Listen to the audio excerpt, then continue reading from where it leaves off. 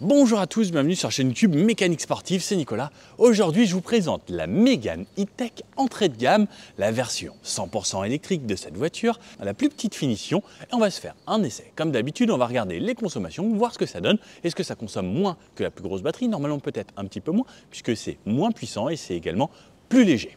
Bon, la très bonne chose, c'est que les malus, les bonus ont évolué en 2024. Les voitures étrangères à l'Union européenne n'ont plus le droit aux bonus. Bon, ça c'est français bien sûr, on a le droit, c'est construit en Europe, donc bonus, ça passe. Par contre, MG, tout ça, ils n'ont plus le droit aux bonus, donc ils ont baissé leurs tarifs. Et ce qui a fait que eux aussi, ils ont dû baisser leurs tarifs. Parce qu'ils ont certes droit aux bonus, mais même les autres marques, eh bien, ils se sont dit, hop, on redescend. Et là, on a quand même une voiture 100% électrique qui commence à partir de 29 000 €, bonus déduit. Ça reste quand même bien mieux que ce que c'était avant. La version plus haut de gamme avec la batterie en 60 kWh coûte maintenant 35 000 €. Après, il y a plusieurs finitions disponibles, mais là, 29 000 €, bonus déduit, je trouve ça quand même plutôt intéressant pour une voiture 100% électrique. Et j'ai hâte que la Renault R5 arrive, que les petites ID.2, que la Tesla Model 2 arrive pour que ça fasse encore chuter le prix de ces voitures électriques qui, pour moi, étaient beaucoup trop chères jusqu'à là. Et là, on arrive dans une petite pente où les constructeurs se disent « Ah, il va peut-être falloir baisser parce qu'on s'est bien gavé jusqu'à là ». Et je pense que l'effet des bonus et autres a fait en sorte que les constructeurs pouvaient développer un petit peu plus en augmentant un peu les prix puisque l'État aidait. Bref, on ne va pas rentrer dans ce débat, mais là, je trouve ça intéressant. 29 000 €, voiture 100% électrique. C'était le prix d'une Zoé. Et clairement, Zoé ou ça, je prends 1000 fois ça. On aura 7 versions, 130 chevaux, la recharge intégrée à 7 kW ou la recharge rapide. Ensuite, il y a les versions 220 chevaux. Avec la grosse batterie, version de 120 chevaux, c'est forcément la batterie 60 kWh avec la recharge à 7 kW ou une deuxième version avec la recharge à 22 et on pourra aller jusqu'à 130 kW maximum, sinon c'est 85 sur la version standard. À l'époque, quand la voiture était sortie, rappelez-vous, il y avait trop de choix. Là, ils ont fait beaucoup plus simple et c'est bien mieux. Elle existe en version équilibre, en version techno et en version iconique. Avec la recharge rapide, pour un 0 à 100%, ça met 1h15 sur les bornes les plus rapides en 130 kW. Bon, c'est un pic à 130 kW, mais 1h15, bon, je trouve ça plutôt correct pour 100%. Et ce qu'il faut savoir, c'est que les 20 derniers pourcents mettent énormément de temps. C'est pour ça que la plupart des marques vous communiquent un 10 à 80%, c'est là où ça rechargera le plus vite. Elle sera disponible en 6 couleurs différentes. On aura le choix entre 5 intérieurs. Moi, j'ai un intérieur gris qui est plutôt sympa. On pourra même avoir un intérieur beaucoup plus blanc. Ça, j'adore. Au niveau de la sono, 4 haut-parleurs ou une sono Harman Kardon avec 10 haut-parleurs. Là, on a vraiment la version de base, comme je vous dis. Et j'aime bien conduire les versions de base. N'hésitez pas à me dire si ça vous plaît. J'essaierai d'en faire de plus en plus si vous trouvez que c'est intéressant parce qu'on a souvent les voitures toutes options. Alors, c'est bien pour vous présenter tout ce qui existe niveau technologie, mais les versions entrée de gamme, il y a beaucoup plus de gens qui achètent aussi également des versions entrée de gamme. Au niveau des dimensions, ça ne change pas. 4,20 m de long, 2,05 m avec les rétroviseurs ou 1,86 m de large sans les rétros au niveau des roues et 1,50 m de haut. On a un rayon de braquage en 10,40 m, une garde au sol de 12 cm, ce qui est une voiture standard. C'est pas forcément un SUV, même si c'est un look un petit peu SUVisé, mais c'est plutôt considéré comme une berline cette voiture. Au niveau de l'empattement, 2,68 m à l'intérieur. Le poids, on est sur 1600 kg pour cette version 40 kWh. Les versions 60, batterie un petit peu plus grosse, elle fera 100 kg de plus, environ 1700 kg. Ces voitures peuvent tracter un petit peu, celle-ci 500 kg seulement, et la version 60 kWh avec 220 chevaux, plus de puissance, plus de couple, donc elle pourra tirer jusqu'à 750 kg. La petite batterie annoncée pour 300 km d'autonomie, la grosse batterie annoncée pour 454 km d'autonomie. Bon, je reviens très rapidement sur l'avant, ce capot avec là les deux bosses ici, cette partie bien intégrée. Je trouve ça joli, simple, efficace en blanc. Ça fait voiture simple, mais j'avoue qu'en blanc, elle a quand même un petit peu style, même si je la préfère en rouge ou le beau bleu qui est incroyable. Le gros logo Renault avec cette nouvelle signature et identité qui maintenant on retrouvera sur toutes les Renault. Le bandeau ici, chrome qui vient se fondre dans les feux LED, même si c'est la version de base, on a les LED Pure Vision. Pas de feu matriciel, mais quand même des feux LED. Petit rappel en LED également, le clignotant qui se situe juste ici, des rideaux d'air sur les côtés, quasiment tout est peint. Et ensuite, juste sur la partie basse, ici on a une partie en plastique. Et franchement, même pour une version de base, eh bien, elle ne fait pas si basique que ça, cette voiture. Sous le capot, on aura le choix, donc comme je vous disais, soit 130 chevaux comme aujourd'hui, soit 220 chevaux. Chaque fois, ça ne change pas grand-chose, c'est juste que c'est réglé différemment. Sur le côté, alors, qu'est-ce qui peut trahir un petit peu cette version entrée de gamme? C'est ça, c'est qu'on a des jantes tôle avec des enjoliveurs en plastique au-dessus. Bon. Et franchement, si on ne regarde pas bien de loin, on pourrait croire que c'est franchement des jantes de base. Le logo Renault, pareil également au centre, avec ces aérodesigns qui remplissent un petit peu parce que voiture électrique, moins il y a d'air qui s'engouffre dans les roues, plus on fait d'autonomie. Les arches de roue toujours en plastique pour donner ce côté un petit peu plus crossover qu'on aime bien de nos jours. D'ici, le logo ici avec un losange qui est totalement différent. Alors c'est dommage que je n'ai pas mis le Renault, mais ça fait une sorte de bouton pression pour appuyer. Et donc la trappe de recharge, on peut ici désactiver le blocage ou programmer ou annuler la programmation pour pouvoir recharger immédiatement ici. Parce qu'on peut programmer ses recharges sur cette voiture grâce à son application ou dans la voiture, dire je veux que tu recharges seulement de 22h à 6h du matin quand c'est les heures creuses par exemple. Les rétros simples avec le répétiteur, une partie plastique sur le bas qui est quand même un petit peu travaillée, des poignées affleurantes sur les deux parties avant qui s'ouvrent lorsqu'on s'approche de la voiture et à l'arrière on a la poignée directement dans la porte ici. Alors ici on a une partie tout en plastique, c'est quelque chose de simple hein, et pareil pas de chrome ou autre, pas de vitre surteintée puisque version entrée de gamme, une antenne toute simple là-haut, ici en caoutchouc et franchement la simplicité à l'état pur. Sur cette partie arrière, donc on a seulement les feux ici sur les côtés, pas le long bandeau qui vient jusqu'au bout, des feux qui sont quand même assez bien travaillés, j'aime bien, par contre 100% LED tout de même, même sur une version entrée de gamme. Long béquet ici et cet arrière a un air de voiture ultra sportive, si vous prenez que ça, que vous le rabaissez un petit peu, franchement je prendrais bien cette partie-là et je le mettrais bien sur une voiture de sport. Un truc bien énervé. Donc l'antenne là-haut, long béquet, vitre toute petite. Alors on pourrait croire qu'on a une visibilité ultra réduite. Bien franchement, regardez, ça doit faire ça de haut. On voit quand même assez bien. Un Austral, je n'avais pas l'impression de voir forcément mieux que dans cette version. On a quand même l'essuie-glace ici, bien pratique. Donc ce long bandeau, logo Renault, Mégane avec le E ici en or, puisque version e-tech. Le petit bouton pour ouvrir le coffre, on en reparle juste après. Ensuite, c'est peint et toute la partie en bas en plastique, pas forcément plus mal puisque lorsque les gens nous rentrent dedans, eh c'est souvent à ce niveau-là. Ça coûte moins cher de réparer du plastique et surtout le plastique ça s'enfonce un peu, c'est moins dangereux. Des petits réflecteurs, l'anneau de remorquage ici et pour ouvrir le coffre, on appuie sur ce bouton. Alors, le petit reproche que j'ai à faire, c'est regardez, en fait, il faut bien glisser ses doigts ici. Si on le soulève par là, c'est pas bon. Donc, dommage que ça s'ouvre pas un petit peu plus ou que ce soit pas plus pratique. Au niveau du volume de coffre, on a 440 litres à l'intérieur. Je vais ranger ça un petit peu. On a encore de quoi ranger ici sous le plancher, là, avec un grand bac de rangement et encore des bacs pour pouvoir y mettre les câbles par exemple. Allez, si je me mets ici à l'intérieur, hop là, 440 litres, l'animal rentre sans problème ici, comme vous pouvez le voir. Ya. Hop. Je perds un petit peu de ma souplesse avec l'âge. Et deux poignées de chaque côté pour pouvoir rabattre cette partie. La banquette se rabat, elle, en 2/3, 1/3. Bon alors, au niveau des places arrière, ici, je rentre assez facilement, je tombe sur une grande banquette, une portière ici, entièrement en plastique, donc du plastique dur quasiment partout, sauf un petit accoudoir en sky, ici. Au niveau de la fenêtre, on a le bouton ici, la poignée en noir laqué. J'ai un petit peu d'espace à l'arrière, mais c'est pas gigantesque. Le siège à l'avant est réglé pour moi. Au niveau des genoux, ça va, c'est franchement plutôt correct.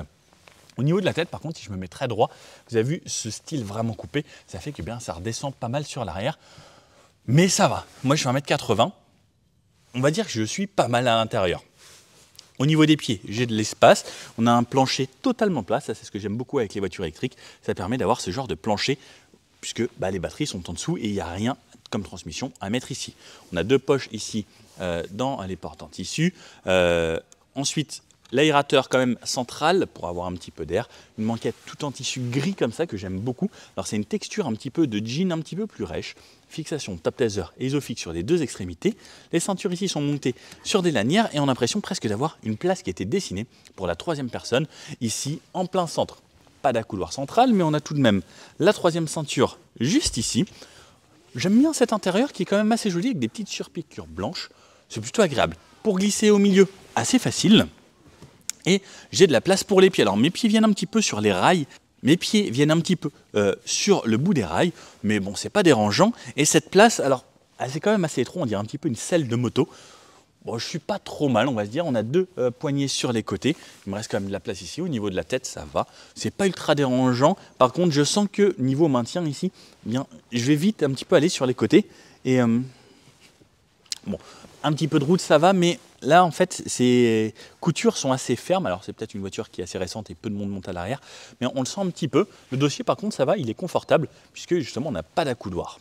Bon, allez, je vous présente l'avant. J'ai oublié, on a quand même 2 ports USB-C ici, plus fixation top laser Isofix pour ce siège-là. Bon alors, je vais vous faire l'intérieur. Donc, quand je m'approche, donc directement, hop, ouverture des portes, les poignées qui s'ouvrent, les rétros qui se déploient et une petite animation lumineuse. La portière, donc on est sur la version de base et on a la petite animation Renault aussi que j'aime franchement beaucoup. J'adore quand il y a ce genre de choses. Alors ici sur l'intérieur, portière, plastique dur, plastique dur, plastique dur, plastique dur, vraiment partout. Ici c'est juste un petit peu moussé avec une sorte de sky et au fond de la poignée, ici un petit endroit un peu décoré. On a quand même de la mousse dans les bacs de porte, enfin pas de la mousse mais une sorte de moquette, plutôt agréable. Ici les commandes de fenêtre et de rétroviseur, la poignée en noir comme on a pu le découvrir également sur l'Austral. Cette petite partie ici, pas de rétroéclairage, pas d'animation lumineuse et autres à l'intérieur.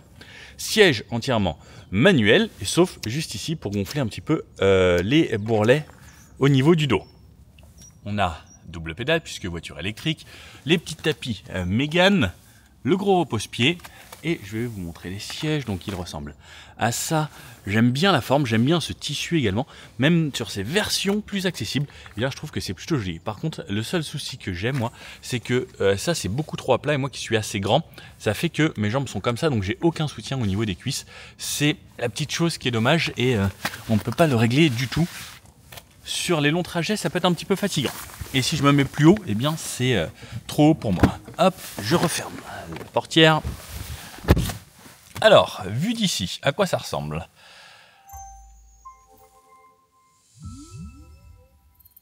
On a encore une animation parce que je suis rentré dans la voiture, ça j'adore. Et je trouve ça très bien fait. On peut voir les animations sont jolies, c'est fluide. Android Automotive qui fonctionne dans cette Renault, ça marche très bien et c'est le top. Pour démarrer la voiture, j'appuie ici. Et voilà, la voiture est démarrée. Bien sûr, pas de bruit, rien du tout, c'est une voiture électrique. C'est le gros avantage de l'électrique. Le volant, comme on connaît maintenant depuis cette Mégane, donc avec double méplat. Un volant qui paraît presque carré. Le nouveau logo au centre qui change vraiment les Renault, je trouve. Hein. Ça amène vraiment une touche de modernité en tout cas. De ce côté-là, ça va être les aides à la conduite, régulateur. Ici, c'est pour la lecture des panneaux, régulateur, limiteur et annulé. De ce côté-là, on a des crochets au téléphone, la commande vocale, modifier les informations qu'on va voir sur la partie de droite, une touche favori, et changer les vues qu'on va voir sur cet écran. Soit comme ça, donc même sur cette version de base, on a quand même là le grand écran, et ça, comme vue, ou quelque chose de beaucoup plus simple de cette façon. Ou les compteurs, j'avoue que moi j'aime bien voir les compteurs, ça me donne une petite question, même si on n'a pas de contour ou autre, mais j'aime bien. Les indications qu'on va retrouver sur le compteur, la vitesse, est-ce qu'on est en parking, la lecture de panneaux, ici s'il y a d'autres voitures qui nous précèdent, de ce côté-là les infos de consommation et autres, les distances qu'on a parcourues, la pression des pneus, donc qui fonctionne seulement lorsqu'on roule, est-ce qu'on est éco ou pas quand on conduit, et la radio qu'on écoute, ou le pourcentage ici qu'on utilise de la batterie, le pourcentage de batterie restant. Et de ce côté-là, avec 61%, vous pouvez voir qu'il me reste 213 km, et là je suis en parking. Pour passer les vitesses, c'est ici, un petit peu comme sur les Mercedes, j'en perds mon français avec le froid. Un petit peu comme sur les Mercedes ou les voitures américaines. Drive, et là, je suis passé en drive grâce à ça, et c'est tout. Reculer vers le haut. Là, ça m'affiche la caméra de recul. Alors, caméra de recul de très pauvre qualité, malheureusement. Seulement caméra de recul, mais bon, on en a déjà une. C'est plutôt pas mal. Pour repasser en parking, j'appuie au bout ici, et je suis en parking. Le volant avec une direction bien assistée. C'est assez agréable, on a des palettes de régénération, donc moins de ce côté-là, plus de régénération de ce côté-là, et on peut voir que les niveaux, non, il faut être en drive pour changer les niveaux. Ensuite, on a toujours, pour le volume, cette petite touche ici, plus, moins, changer de source et de mode, les essuie-glaces avec un mode automatique, et de l'autre côté, les clignotants, et pour ce qui sera les phares à l'extérieur. Le maintien dans la voie, désactiver le SP et la luminosité du tableau de bord. Plus bas, on retrouve le frein de parking et le auto hold, qui est vraiment un gros plus. Et cet écran, donc je vous avais déjà fait des vidéos entièrement dédiées sur cet écran. On revient rapidement, on a des raccourcis vers le haut, des raccourcis ici pour les réglages de la voiture, les menus avec les applications. Donc on peut voir que c'est Android qui gère, donc on a même le Play Store, l'assistant Google et autres. On a la musique ici, le téléphone ici, on peut connecter l'Android Auto et le CarPlay sans fil, et la navigation avec Maps qui est intégrée à la voiture, et comme vous pouvez le voir, ça marche plutôt bien, c'est très réactif, et il me semble que normalement ça prend même, alors là ici j'ai le petit truc recharge, mais si je lui dis Marseille, j'aime bien à chaque fois faire le truc le plus opposé du pays, normalement il va calculer, et il a plusieurs recharges nécessaires, il va me dire à quel point je dois m'arrêter pour faire les recharges. Donc là j'ai 4 arrêts recharge pour aller jusqu'à Marseille. Et au final il me donne, j'arriverai à Marseille avec 13% si je ne souhaite pas recharger entre temps. Ça nous donne une petite idée et je peux annuler. Et ça fonctionne comme Google Maps, je trouve ça vraiment très bien. En dessous on a les touches de climatisation ici, comme vous pouvez le voir. Ça reste physique, les warnings, verrouiller le véhicule, un chargeur par induction pour le téléphone. En bas, un très très grand bac de rangement qui est profond, un porte-gobelet ici. Ici, on a juste un petit bac, mais j'aurais bien aimé qu'il soit creusé pour avoir plus de rangement encore. De ce côté-là, on retrouve 2 ports USB-C et un bac de rangement à l'intérieur.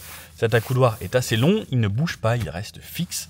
Et j'aime bien cette partie au final, là, il y a plein de petites choses, et pareil, un petit rangement ici. Pratique, le siège, donc c'est le même. Portière, c'est la même. On a du textile ici également, comme les sièges. Je trouve ça bien fini.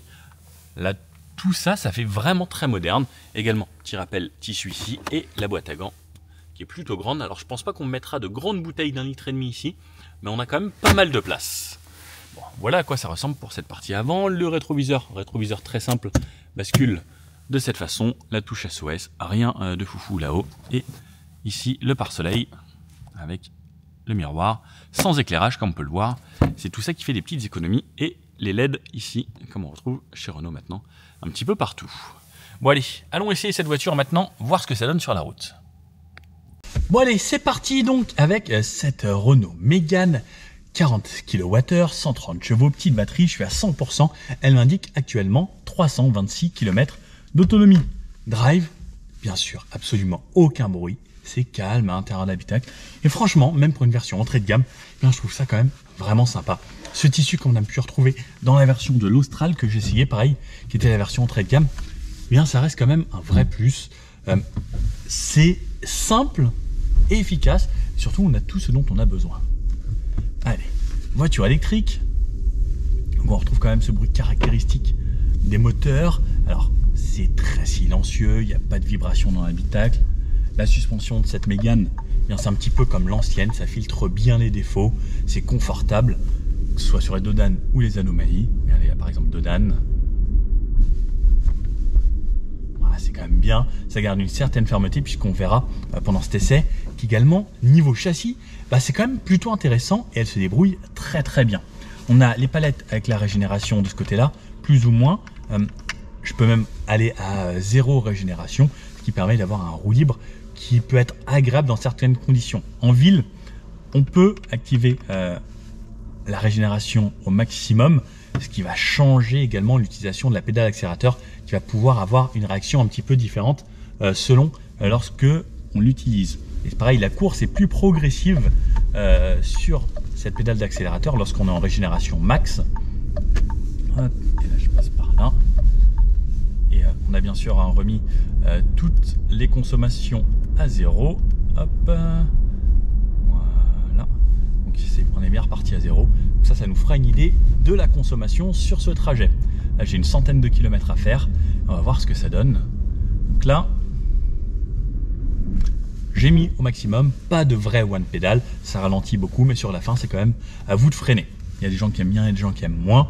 Pourquoi pas? Moi, j'avoue que j'aime bien le one pédale. Je le désactive assez souvent, mais dans certaines conditions, ça peut être agréable. Dans les bouchons, par exemple, j'aime bien avoir un vrai one pédale.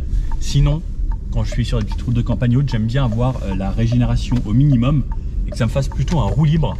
Par exemple, là, je désactive. Je sens la réactivité sur la pédale qui change. Et par exemple, là, je me laisse rouler jusqu'au feu. J'aime bien cette façon de faire aussi.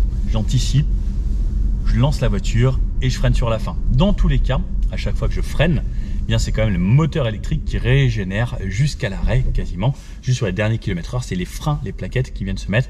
Si vous anticipez bien, que vous jouez avec les palettes et que vous amusez de cette façon, vos plaquettes de frein, clairement, elles vont durer 200 000 km. Et il y a plein de gens qui ne changeront jamais leurs plaquettes de frein avant même de changer de voiture. Puisque justement, les moteurs électriques, ça régénère énormément. Et ça reste un des avantages vraiment de l'électrique, ça je trouve. Alors à chaque fois ici, c'est des voies qui font un petit peu des trucs bizarres. Mais bon, allez, on va passer là. Eh bien, on a la version entrée de gamme avec le plus petit moteur, seulement 130 chevaux. Ben, pour rien vous cacher, c'est quand même déjà très coupleux. Et 130 chevaux, même sur une voiture thermique, la plupart du temps, c'est largement suffisant. Là, on a une batterie plus petite, donc on a un peu de points en moins comparé à la version 60 kWh et 220 chevaux. La version 220, elle a quand même vraiment beaucoup de réactivité. On l'avait essayé à son lancement, je crois que c'était en Espagne. Ouais, c'était ça, sur des petites routes très sympas, même des routes montagneuses. Et c'est vrai que le châssis était quand même top de chez top, ça accélérait bien. On l'avait essayé sous la pluie, avec un petit peu de mixte. Je l'avais trouvé juste un petit peu de sous-virage. Mais bon, c'était pas méchant. Et là, hop, si j'accélère, ouais, c'est largement suffisant pour la ville, les 130 chevaux. On a un couple instantané et on n'a clairement pas besoin de plus. Je trouve que ça, c'est le bon compromis. Parce que le fait que vous ayez pas trop de puissance, justement, ça va vous faire en sorte que vous ne forciez pas trop, que vous ne jouez pas forcément tout le temps. Et en sachant que vous avez une voiture qui est plutôt à rouler calme, eh bien, ça force également à rouler plus cool. Là, je suis à 70 km/h. Oh, c'est hyper agréable. La voiture est hyper réactive. On sent qu'elle s'appuie un petit peu. C'est un peu mou sur le début. Hop, il y a pas mal de soleil. Par contre, le gros avantage également, c'est que même en montée, si je réaccélère, bien, il y a du couple instantané, il y a de la reprise. Et ça, comparé à une boîte de vitesse, même double embrayage ou peu importe la voiture en moteur thermique, eh bien, ça aura beaucoup plus de réactivité que la plupart des voitures. Pour moi, pour le quotidien, l'électrique, ça reste l'idéal si on a de quoi recharger à la maison et qu'on ne va pas forcément traverser la France. Pour les longs trajets, un diesel, il y aura toujours rien de mieux. Ça reste l'idéal. Peut-être qu'un jour, quand les batteries permettront de faire 1000 km ou que les recharges se feront en 1 minute, comme dans une station essence actuellement, où en 1-2 minutes on a rechargé, ce sera le top. Mais là, pour le moment, ça c'est top pour la ville, l'utilisation au quotidien. Le diesel pour les longs trajets ou les voitures avec du pétrole, de l'essence, ça reste mieux pour les longs trajets. Mais on peut préchauffer ces voitures-là. Lorsqu'on arrive le matin, elles sont déjà chaudes, il fait bon, c'est chargé sur la prise. On peut repartir. En vrai, selon où on habite, on peut la recharger qu'une seule fois par semaine. Alors si on n'a pas de borne à la maison, ça peut être une contrainte. Si on a de quoi recharger à la maison, on peut se la mettre et ça tient sans problème. Je pense que ça, c'est un bon compromis. C'est une voiture avec une batterie assez raisonnable. On ne stocke pas de l'énergie pour rien. Et ça permet d'avoir une voiture plus cool de tous les jours. Et le fait qu'elle soit pas forcément toute option, mais qu'elle ait déjà pas mal de choses à l'intérieur. Ce grand écran, ici on est tout en digital. La petite batterie, la petite puissance. C'est le bon compromis, je pense. On n'a pas forcément besoin du plus haut de gamme. Après, ça dépend. Si vous pouvez vous offrir le plus haut de gamme, let's go. Mais je trouve que c'est pas une nécessité pour moi. Là, on arrive à 90 km/h. Donc, j'ai mes aides à la conduite, j'ai mon régulateur. Donc, j'ai pas l'adaptatif sur cette version. Sur la version plus haut de gamme, oui, on aura. Là, j'ai juste le régulateur de base. J'ai pas la conduite de niveau 2. Moi, j'adore les aides à la conduite. Ça, c'est la petite chose. Si vous pouvez le prendre, vous pouvez vous le permettre parce que c'est un gros plus au quotidien. Le stop and go dans les bouchons et autres, ça changera la vie. Après, déjà, le régulateur, on sait bien. Toutes les voitures de nos jours les ont, même les Dacia entrée de gamme. Maintenant, on a le régulateur. À 90 km/h, franchement, c'est bien insonorisé. Il n'y a pas trop de bruit dans l'habitacle. Les bruits de roulement sont hyper bien contenus. Les bruits du vent, c'est pareil. J'entends peu ce qui se passe autour. Non, c'est agréable. C'est franchement une bonne auto. Donc là, je vais rester comme ça. On va aller se faire un petit bout de 110, 130 après. Des petites routes de campagne, des petites routes dynamiques et voir ce que ça donne. Et on se refait un petit débrief à la fin. Le roue libre, je me rends compte qu'on est à plus haute vitesse que ça régénère toujours un tout petit peu à entre 3 et 4 kWh au 100 km de régénération. Quand on passe sous un tunnel, bien sûr, ça switch, allumage automatique des feux, la luminosité se baisse un petit peu. Dans les tunnels, on entend effectivement un petit peu plus ce qui se passe à l'extérieur, mais ça reste relativement correct. Comme on a un petit peu de tissu et autres, le tissu ça absorbe quand même beaucoup plus également les fréquences de son plutôt également que quand on a un grand toit vitré. Là, c'est franchement pas déconnant. C'est pas du double vitrage, on pourrait faire un petit peu mieux. Mais bon, après on passe pas nos vies dans les tunnels normalement. Bon, pour le moment, j'ai une moyenne à 14,8 kWh au 100 et j'ai réalisé pour le moment 16 km. On va continuer, c'était que du 70-90 pour le moment avec le tout petit bout de ville sur le début. On va se faire un long trajet, voir ce que ça donne. Et pour le moment, l'autonomie ça tient, puisque 314 km restants pour le moment. C'est plutôt pas mal. Alors, il y a eu de la montée et de la descente. Par contre, gros avantage de la voiture électrique, c'est qu'à chaque fois qu'on est en descente, on ne consomme pas, mais par contre, à chaque fois qu'on freine, on recrée de l'énergie, ce qu'on ne fait pas du tout avec une voiture thermique. Donc, c'est là également que les hybrides et les électriques ont un avantage. C'est que, par exemple, vous habitez à la montagne, vous déchargez en montant. Par contre, à chaque fois que vous redescendez de la montagne, bien, vous recréez de l'électricité. Et ça reste quand même un vrai plus. Alors, je roule depuis 43 km, moyenne à 13,5 kWh au 100. Je fais pas mal de 90, il y a eu une bonne partie de bouchon. Le soleil se couche d'ailleurs d'ici pas trop longtemps. Alors, je vous refais une petite partie à 110 ici, ce qu'on l'avait pas fait. À 110, j'entends quand même pas mal. Niveau insonorisation, donc comme je disais, ça reste correct, mais on entend un petit peu ce qui se passe autour. À 110, c'est plutôt confortable. Léger bruit de vent, mais ça reste vraiment correct. Alors, je comprends pas les gens comme ça qui me doublent et qui après ralentissent. Ils se mettent devant moi et ralentissent. Je comprends pas. Donc, léger bruit de vent, les bruits de roulement relativement bien contenus. C'est agréable. Une belle journée, on a le sol très légèrement gras. On arrive sur une zone où il y a plus de vent, je commence à entendre un poil plus. Bruit de roulement quasiment à zéro, aucune vibration, pas de bruit de moteur. C'est agréable. Allez, un 110, 130 en appuyant à fond. 120, 122, 125, 130. Alors c'est pas démentiel. On sent qu'on n'a pas une version avec beaucoup de chevaux. On sent que les 130 sont, on va dire, un petit peu plus justes. Par contre, sur autoroute à haute vitesse pour les relances. En ville, il n'y a absolument aucun souci. Par contre, sur autoroute, pour relancer, voilà, ça va être comme une voiture traditionnelle. Alors, c'est quand même assez instantané. Mais voilà. La version 220 chevaux, on sent qu'il y a quand même une sacrée différence niveau puissance et réaccélération. À 130 km/h, on a plus de bruit du vent. Mais ça reste franchement relativement correct. Là, ça souffle un petit peu aujourd'hui, hein. Il y a eu beaucoup de rafales depuis 2 jours. Les bruits de roulement, pareil, toujours très bien contenus. Par contre, là, on a une consommation qui va être beaucoup plus haute. Là, je vois en instantané, je suis aux alentours de 25 kWh au 100. C'est à peu près plat ici. Putain, la voiture se décale tellement qu'il y a de vent et que ça souffle. Donc, c'est que ça souffle quand même pas mal. On va dire qu'on sera aux alentours de 25 kWh au 100 à peu près sur de l'autoroute. Donc forcément ça va consommer beaucoup plus lorsqu'on va rouler à 130. Donc le but c'est pas forcément de rouler à 130 tout le temps, surtout avec une voiture électrique. Privilégiez le 110 si vous pouvez le faire. Plutôt que de prendre l'autoroute, prenez des nationales ou autres, des départementales où on peut rouler à 110. Ça fera sacrément la différence niveau consommation. Et là donc, là, je viens de me faire un petit bout, là on arrive à 50 km quasiment. Je suis remonté à 15 kWh au 100 de moyenne. Bon, allez, on va retourner sur des petites routes, ça va être du 70, 80, 90. On va se faire les 0 à 100, les tests de freinage et les petites routes beaucoup plus sinueuses, voir ce que ça donne également sur ce genre de chemin. Et je vais me remettre à 110 pour le moment jusqu'à là-bas.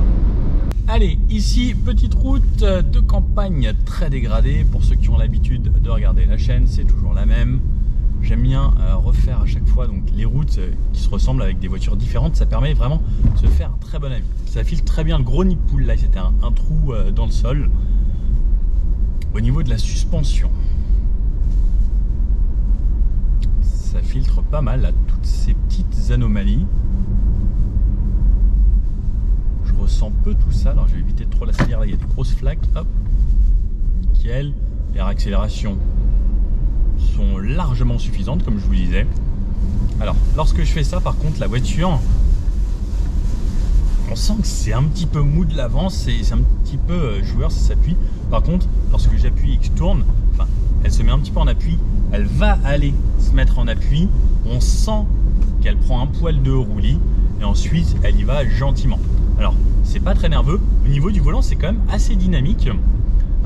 Sur le début, il y a un point milieu qui est assez neutre. Par contre, ensuite, on sent que c'est plutôt réactif. Donc, sur des petites routes, je pense que ça va être assez maniable et assez sympa. Allez, on accélère un petit peu. On va se faire ici, hop, le gros trou. On passe avant cette voiture. Là, le gros trou. Ah, quand même, ça secoue un petit peu quand même, hein. Donc, c'est un peu de confort, mais elle garde quand même un petit peu une touche de fermeté. On sent qu'au niveau du châssis, ça s'efferme par contre. Il y a accélération correcte, donc à 80 là.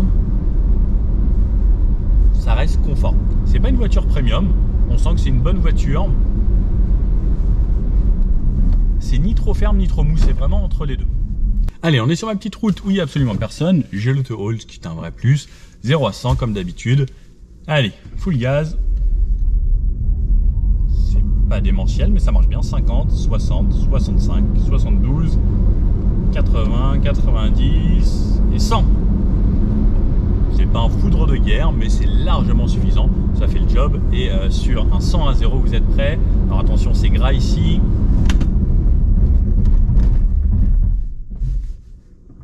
C'est correct, ça met un petit peu de temps à s'arrêter. C'est gras, n'oublions pas. Ouais, la voiture plonge un petit peu, on sent que c'est très confortable. Je me suis senti en sécurité dans la voiture. Le petit test rond-point, bon, c'est gras aujourd'hui, c'est pas les meilleures conditions pour pouvoir le faire. Alors, ouais, ça tient plutôt bien. On retrouve toujours une voiture sous-vireuse. Ouais, ça sous-vire quand même pas mal. Voilà, ça va tout droit. Alors n'oublions pas, on a des pneus qui sont plus prévus éco et rendement au mieux plutôt que caractère sportif pour pouvoir consommer le moins possible. Et ça reste une voiture avec un moteur avant, traction, des batteries qui sont sous le plancher, donc ça fait que ça amène le poids gentiment et on n'a pas le fort contrôle. C'est dommage qu'il n'y ait pas le fort contrôle sur cette Mégane, ça aurait été un vrai plus, je trouve. Bon allez, c'est parti ici pour mon moment préféré. Donc on va pouvoir rouler de façon un petit peu plus dynamique, voir ce que ça donne. Donc on fait attention, bien sûr, c'est gras. Non, les accélérations sont agréables. On sent bas dans les tours, enfin, ou pas dans les tours, bas en basse vitesse, ça relance quand même plutôt bien. Le châssis est plutôt précis. Donc voilà, comme je vous disais, ça sous-vire un petit peu, puisque bon, c'est très gras. Ici, ça sautille un poil. Donc en plus, avec le mouillé, c'est encore plus difficile à gérer. Les accélérations sont franchement correctes. Ouais, niveau tenue de route, les pneus, c'est pas forcément ce qu'il y a de mieux de ce qu'on a monté ici. Mais bon, ça tient. Hein. Après, on n'est pas obligé de rouler comme des déjantés. Mais ça fait bien le boulot. Et je trouve qu'elle a un petit côté assez sympathique, comme je disais. En fait, au début, c'est assez neutre. Et à partir du moment où on tourne un petit peu le volant un petit peu plus, il faut la garder un petit peu en appui sur l'avant pour justement ne pas avoir à sous-virer. Donc par exemple sur un freinage comme ça et que je tourne, eh bien ça l'emmène assez bien, ou sur les réaccélérations. Bien, je trouve ça plutôt pas mal. Auto très sympa. Alors après, comme je dis, c'est pas une auto qui est faite forcément pour pouvoir rouler vite ou autre. J'espère qu'Alpine en sortira une version beaucoup plus sympa. Mais non, c'est un bon compromis, une bonne voiture. Ouais, la seule chose qu'on n'a pas essayé encore, c'est le mode éco. Donc lorsqu'on est sur la page d'accueil de la voiture, ici on a le éco mode. Donc on n'a pas tous les modes comme on a sur les versions un petit peu plus haut de gamme. Le mode éco, ça bride la voiture cette fois-ci. Alors on avait 130 chevaux en mode normal, ce qui est le mode standard, hein, avec toute la puissance. Le mode éco, alors j'ai pas la valeur exacte, mais on doit brider en gros à 90 chevaux, ce qui va permettre normalement de consommer un petit peu moins également, puisque lorsqu'on va faire des relances, par exemple là pour m'insérer, je sens que la pédale, eh bien, ça emmène la voiture beaucoup plus doucement, donc forcément ma jauge de consommation elle s'envole beaucoup moins et elle monte moins haut, ce qui va faire en sorte que bien je consomme forcément un petit peu moins, et à force de faire ça sur des petites accélérations, et bien ça va faire la différence. Parce que ce qui va consommer le plus, c'est les accélérations, et surtout lorsqu'on part de zéro, même sur les voitures thermiques, c'est à ce moment-là que ça consomme le plus. À partir du moment où la voiture roule à une certaine inertie, et c'est plus facile d'entretenir justement cette vitesse. C'est comme lorsque vous êtes en vélo, partir c'est pas forcément facile. Par contre, une fois que vous roulez, que vous avez votre rythme de croisière, eh bien ça roule tout seul. La même chose pour cette voiture. Et le mode éco là, ça l'emmène vraiment de façon beaucoup plus cool. Après, c'est une façon de conduire. Moi, ça me gêne pas de conduire en mode éco pour tous les jours. Et de toute façon, ma voiture perso, moi, elle fait que 45 chevaux. Et ça me suffit largement. En fait, si on n'est pas pressé, qu'on sait anticiper, bien pourquoi pas rouler avec peu de puissance, puisque c'est pas forcément nécessaire d'avoir toujours plus. Après, c'est bien d'en avoir beaucoup. Mais là, par exemple, regardez, là, ça part à la cool. Et c'est vrai que je sens, par contre, clairement une différence comparé au mode normal, où lorsque je suis en mode normal, enfin, ça relance, j'ai presque l'impression que lorsqu'on s'habitue au mode éco, l'impression de passer dans un mode sport, tellement c'est beaucoup plus réactif et dynamique. Allez, je vais me laisser le mode éco, tiens. Bon, pour le moment, moyenne à 14,9 sur 76 km. On va voir, on va essayer de se faire vraiment 100 km. Normalement, ça devrait le faire. Puisque pour rentrer, je cache chez moi, je retourne au CarPlay ici. Le CarPlay est top, grand écran. Il me reste 36 km. Wow, ça va le faire, on va faire un petit peu plus de 110 km. Parti, je vous refais un petit débrief en arrivant à la maison. Il fera peut-être nuit d'ici là. Bon, et bien, j'arrive sur la fin. Il commence à faire nuit, feu, LED, bien sûr, tout automatique et autres. 14,4 de moyenne. Bien, je trouve ça franchement plutôt correct. J'ai roulé à 90 depuis tout à l'heure pour voir justement se faire un mix comme si on faisait un petit peu de Paris, banlieue, autoroute et un petit peu de route de campagne. Donc 14,4 c'est vraiment pas mal. Il me reste 67% de batterie. Et donc ça fait un vrai 33%, 115 km réalisés. Donc normalement pour faire 100%, 33 x 3, on ferait 115 x 3, c'est 115,9 exactement. Donc plutôt correct cette petite batterie, comme quoi ça peut être largement suffisant pour tout le monde. Bon allez, on se fait un petit débrief. Bon alors, cette Mégane E-Tech en version basique, qu'est-ce qu'on en pense? C'est bien, moi je trouve que c'est bien.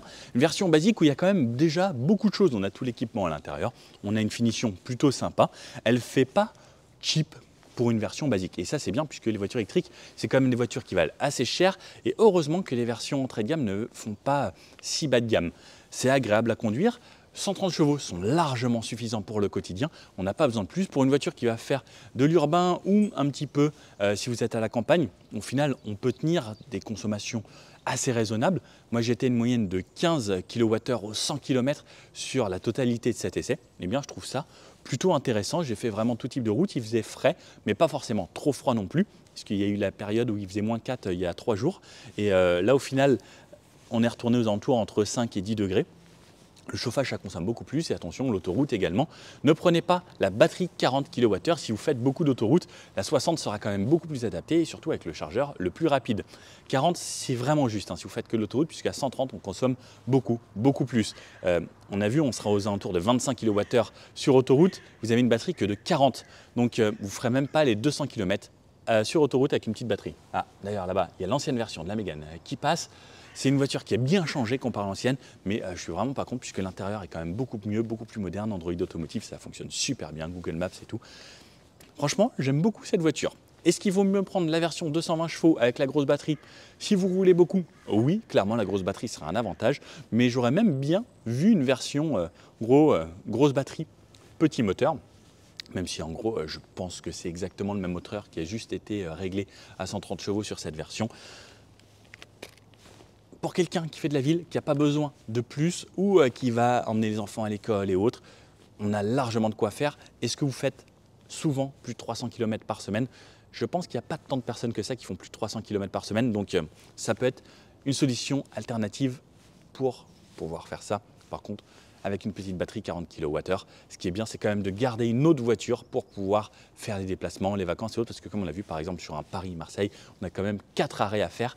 4 arrêts de recharge, parce que souvent on s'arrête 10-15 minutes et on repart. Là, ça fait quand même 4 arrêts quand même beaucoup plus longs. Donc, grosse batterie pour les gros voyageurs. Bon, si cette vidéo vous a plu, le petit pouce bleu comme ça, n'hésitez pas à vous abonner. Puis je vous dis à bientôt pour une prochaine vidéo. Allez, ciao!